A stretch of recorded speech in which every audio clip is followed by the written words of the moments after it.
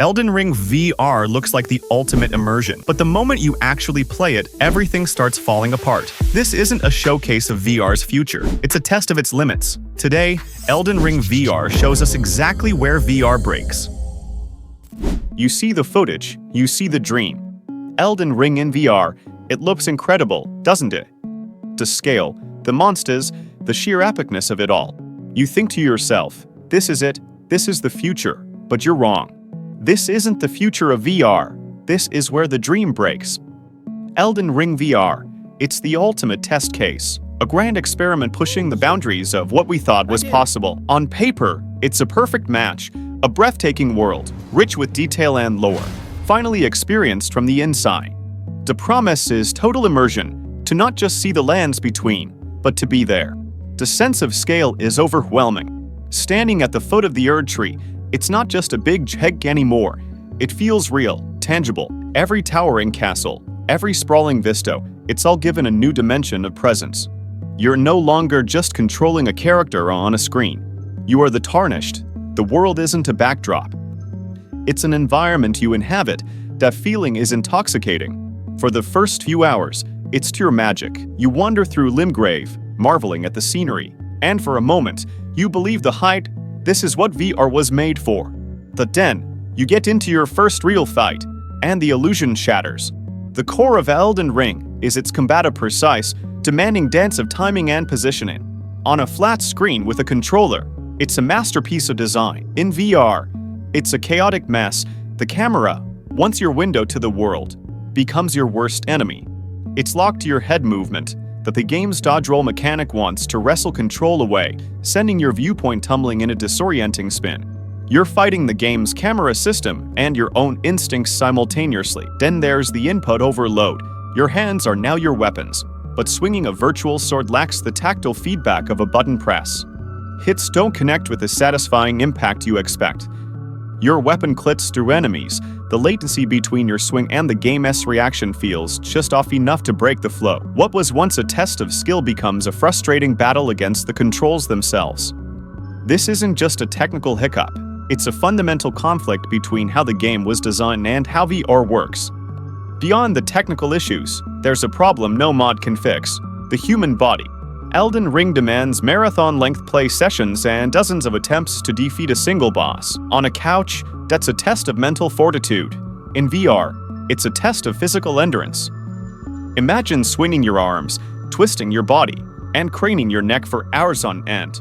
The game wasn't designed for this. Your arms burn, your neck aches, your body screams for a break. A 10-minute boss fight like Millennia becomes an intense, high-impact workout you didn't sign up for. The repetitive motions lead to a unique kind of exhaustion VR fatigue. It's not just about getting tired, it's about your body hitting a hard limit. The game's design encourages persistence, but your physical self can't keep up. It's a painful reminder that even with the most advanced technology, we are still bound by our own biology. We aren't tireless avatars, we're flesh and blood. This brings us to the core of the problem: the fundamental difference between flat-screen design and VR embodiment. A flat-screen game is an abstraction. A button pressed to swing a sword is a symbol, a shortcut for an action. We accept it because it's part of the language of gaming. But in VR, there is no abstraction. You are meant to be there, performing the action yourself. This is the embodiment problem. Elden Ring's mechanics, its dodge rolls, its lock-on camera, its animation-driven combat were all built for the abstraction of a controller. When you try to force those systems into a framework of physical embodiment, they don't just bend, they break. The game is telling you to dodge with a roll, but your body wants to sidestep. The game wants to lock your view onto a giant, but your eyes want to look around freely. It's a constant, jarring disconnect between what the game expects and what feels natural in a virtual space. And this is why mods, as brilliant as they are, can never truly solve this. Luke Ross and the other incredible modders have done a phenomenal job getting this to even run. They can add motion controls, tweak settings, and adjust comfort options, but they can't redesign the game from the ground up. They are working on top of a foundation that was never meant to support a VR experience. It's like trying to turn a car into a submarine by just patching the windows. The core architecture is wrong. You can't mod your way out of a fundamental design philosophy. The systems that make Elden Ring a masterpiece on a flat screen are the very same systems that make it a compromised, often frustrating experience in VR. It's not a porting issue, it's a design issue. The problem isn't with the mod. It's with the very DNA of the game itself. So what does this all mean? Did Elden Ring VR fail? No, absolutely not. What it did was far more important.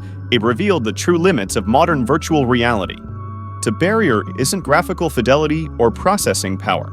We can render breathtaking worlds.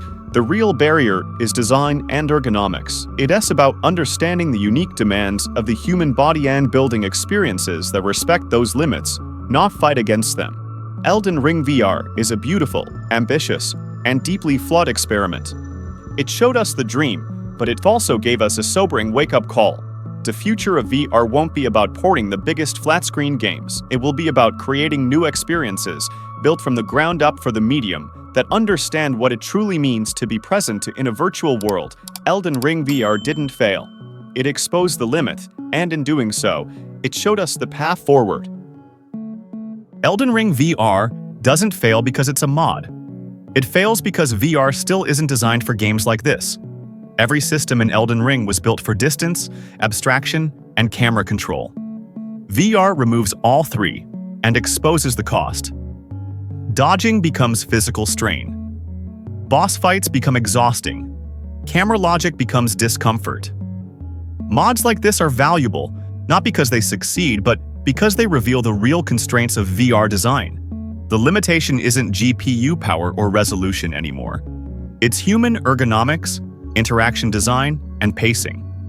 Until games are built for embodiment, not just immersion, VR ports like Elden Ring will keep hitting the same wall. And this is the uncomfortable truth. VR doesn't fail because it's too ambitious. It fails because it asks too much from the player. Flat games let you control a character. VR forces you to become one. And not every design survives that transition. Until VR game design respects fatigue, attention span, and physical limits, these ports will continue to look incredible and feel unsustainable. If you want honest, no-hype VR analysis, subscribe.